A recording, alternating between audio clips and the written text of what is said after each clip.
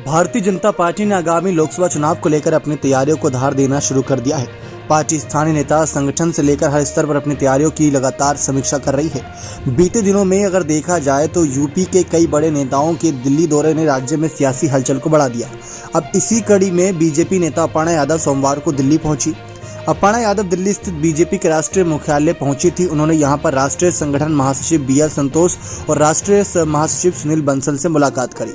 जानकारी के अनुसार अपर्णा यादव 2024 का लोकसभा चुनाव लड़ना चाहती हैं। इसी सिलसिले में उन्होंने बीजेपी केंद्रीय नेतृत्व से मुलाकात करी।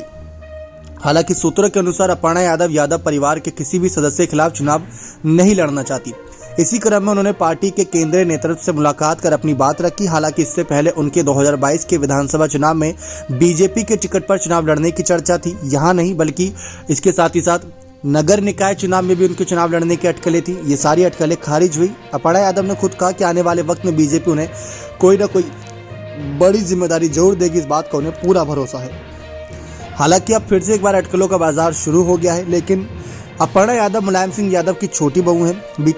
बीते साल 10 अक्टूबर को मुलायम सिंह यादव का निधन हो गया था। निधन के बाद प्रतीक यादव ने कहा था कि नेताजी की राजनीतिक विरासत को अखिलेश यादव भैया ही संभालेंगे। वहीं दूसरी ओर अपर्णा यादव समाजवादी पार्टी से अलग बीजेपी में लगातार एक्टिव रही, लेकिन परिवार के खिलाफ वो बोलने से बचती रही। लेकिन अब अगर ऐसा है कि अगर वो यादव परिवार के खिलाफ नहीं उतरना चाहती, क्योंकि कुछ ऐसी सीटें थी, जैसे मान लीजिए आजमगढ़ सीट से तो खैर निरहुआ यादव का आय कर रखा है, लेकिन मैनपुरी सीट हो गई जहां पर रघुराज सिंह शाक्य उपचुनाव हार गए थे। साथ ही साथ अगर देखा जाए सुब्रत पाठक उतरते हैं कन्नौज से, तो वहां पर भी चर्चा थी कि वहां से कैंडिडेट बदला जाए। ऐसी कुछ और सीटें धर्मेंद्र यादव के खिलाफ या फिर अक्षय के खिलाफ, तमाम बड़े यादव परिवार के चेहरे उनके खिलाफ उतारा जा सकता था। अपर्णा को बड़ा हथियार के तौर पर साबित होती। लेकिन अगर अपर्णा का ये फैसला है कि वो यादव परिवार के किसी चेहरे के खिलाफ नहीं उतरना चाहती, तो ये बड़ी खुशखबरी की बात है अखिलेश के परिवार के लिए, क्योंकि वो खुद भी नहीं चाहेंगे कि परिवार में इस तरह की कलह राजनीति की वजह से मचे।